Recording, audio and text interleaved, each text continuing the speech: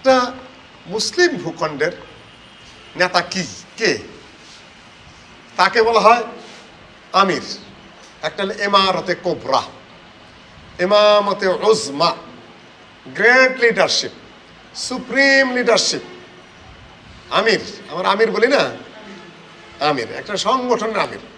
এটা আমিরে আজম না, ইমামে আজম না, এটা কি আমিরুল তানজিম, সংগঠনের আমির। আর আমিরে আজমকে রাষ্ট্রের যিনি সর্বোচ্চ কর্ণধার তিনি। এটাকে ইমারতে ওজমাও বলা হয়, এটাকে ইমামতে কোবরাও বলা হয়, এটা কি বলা হয়, খেলাফতও বলা হয়।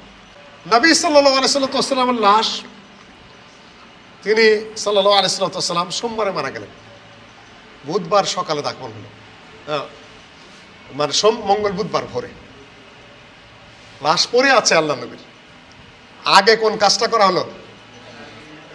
আগে নেতা, সর্বোচ্চ নেতা নির্বাচন, লাশ কিন্তু পড়ে আছে, তারপরে লাশ দাফন। হাদিসে এসেছে যে কোনো মুমিনের জন্য বৈধ নয় এক রাত কাটাবে আমির ছাড়া। ভূখণ্ডের সূচনা কত সাল থেকে? 47-এর আন্দোলনকারীরা আমাদেরকে ভূখণ্ডটা দিয়ে গেছে। সেই ভূখণ্ডটাই বাংলাদেশ না, বাড়ছে কমছে?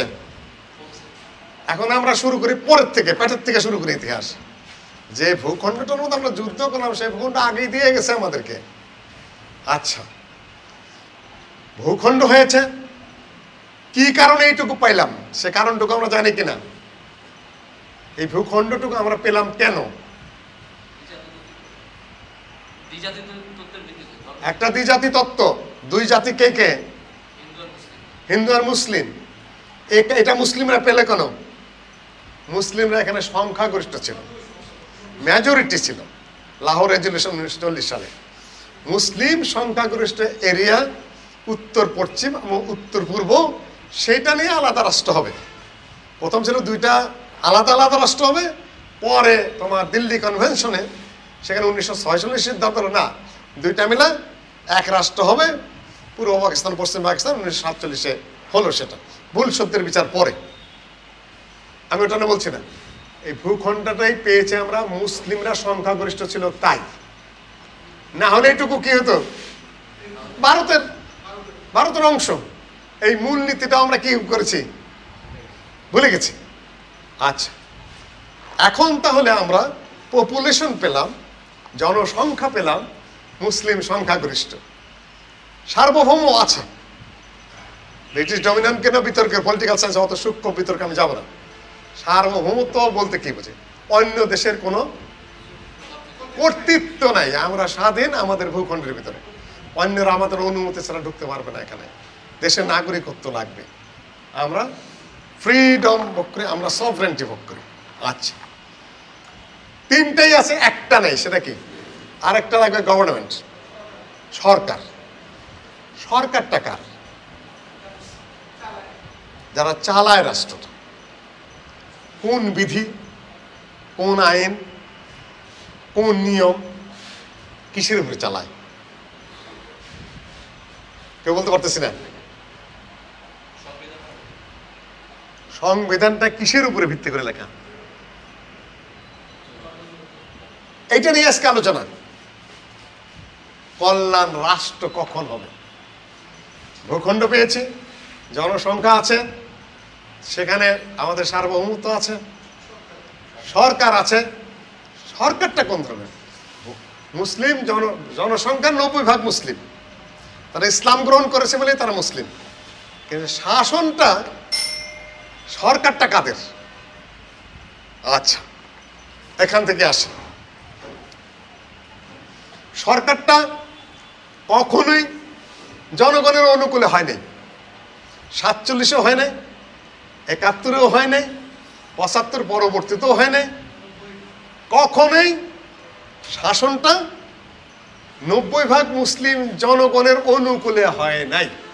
কাজে এত মারামারি, এত গুতাগুতি, এত খুনাখুনি। আচ্ছা, এই পর্যন্ত বললাম। এখন আমরা আসি, একটা মুসলিম ভূখণ্ডের নেতা কে? তাকে বলা হয় আমির।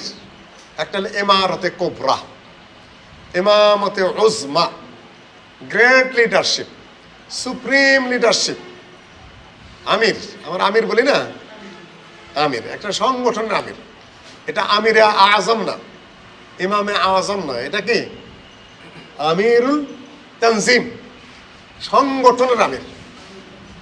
আর আমিরে আজমকে রাষ্ট্রের যিনি সর্বোচ্চ কর্ণধার তিনি। এটাকে ইমারতে ওজমাও বলা হয়, এটাকে ইমামতে কোবরাও বলা হয়, এটাকে কি বলা হয়? খেলাফত বলা হয়। খালিফা, আমির আজম কিংবা ইমামে আজম। ইমাম আজম বলতে আবু হানিফা বুঝি আমরা, তাই না? এখন ইমাম, আচ্ছা ঠিক আছে, ওই পর্যন্ত থাক, এটা থাকতে হবে। আর এইটা করা ওয়াজিব। ইসলামী শরীয়তে আমির রাষ্ট্রীয় সর্বোচ্চ কর্ণধার নিয়োজিত করা কি ওয়াজিব, ফরজ। ইসলামী উম্মত এটা একমত। এখন যদি আমি আমার ভাইদের প্রশ্ন করি, এই ওয়াজিবের ক্ষেত্রে আপনাদের কি দায়িত্ব? আমাদের সাংগঠনিক যে আমির নেতারা আছেন তাদেরকে জিজ্ঞাসা করি যে বলেন তো, খলিফা নির্বাচন করা, আমির আজম নির্বাচন করা, ইমাম আজম নির্বাচন করা যে ফরজ, ওয়াজিব, এটা আপনারা করেছেন কিনা? এটা আপনার আছে কিনা? এটা নবী সাল্লাল্লাহু আলাইহি সাল্লামের লাশ, তিনি সাল্লাল্লাহু আলাইহি সাল্লাম সোমবারে মারা গেলেন, বুধবার সকালে দাফন হলো, মানে মঙ্গল বুধবার ভোরে লাশ পড়ে আছে আল্লাহ নবীর। আগে কোন কাজটা করা হলো? আগে নেতা, সর্বোচ্চ নেতা নির্বাচন, লাশ কিন্তু পড়ে আছে, তারপরে লাশ দাফন। হাদিসে এসেছে যে কোনো মুমিনের জন্য বৈধ নয় যে এক রাত কাটাবে আমির ছাড়া। সফরে আমির লাগবে, 3 জন থাকলে ওয়াজিব। কোনো মরুভূমির ভিতরে যদি 3 জন মাস থাকে তাদের আমির লাগবে। আমাদের যেহেতু রাষ্ট্রীয় আমির ইসলামিকভাবে নেই, সুতরাং আমরা সাংগঠনিক আমিরের আওতায় কি চলি, কিন্তু সাংগঠনিক আমির আমির আজম না, ইমারতে ওজমাও না, ইমারতে কোবরাও না। তার হাতে কি নাই? রাষ্ট্রীয় ক্ষমতা নেই, দণ্ডমুণ্ড দেওয়ার ক্ষমতা নেই। তার হাতে কি নাই? আর্মি নেই। তার হাতে মুদ্রা, সাংগঠনিক আমিরের মুদ্রা বানানোর ক্ষমতা আছে? মুদ্রার ক্ষমতাও নাই। আন্তর্জাতিক চুক্তি করার ক্ষমতা আছে?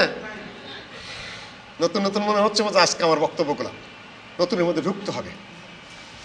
সাংগঠনিক আমির কি করতে পারে না? যুদ্ধ ঘোষণা করতে। পুলিশ তার হাতে আছে নিয়মিত, বিচার বিভাগ, যেটা আমরা ছোটখাটো টুকটাক বিচার করি আমিররা, কিন্তু সর্বোচ্চ দণ্ডমুণ্ড দেওয়ার মতো বিচার আমরা করতে পারি না। আমরা কি আমরা আর্মি বানাতে পারবো না? মুদ্রা সাপ বানাইতে পারবো না? আন্তর্জাতিক চুক্তি করতে পারবো না? তাহলে রাষ্ট্রীয় আমির আর সাংগঠনিক আমির মধ্যে কি পার্থক্য? এমনিতেই বোঝা যায়। এখন যারা বলেন সাংগঠনিক আমির হতে হলে এই সকল ক্ষমতা লাগবে, আমি বলবো যে আপনি ভুল করছেন। সাংগঠনিক আমির হওয়ার জন্য এলা শর্ত না। আবার কেউ যদি বলেন সাংগঠনিক আমির সুতরাং এই সকল সব ক্ষমতা তার আছে, এটাও ভুল। খালি গরম গরম বক্তৃতা। এই জন্য বলছি একাডেমিক পর্যায়ে চলে আসতে হবে। এখন টাইম চেঞ্জ, তোমার বক্তব্যের ধারা উপস্থাপনা এখন সূক্ষ্ম একাডেমিক ধারায় চলে আসতে হবে।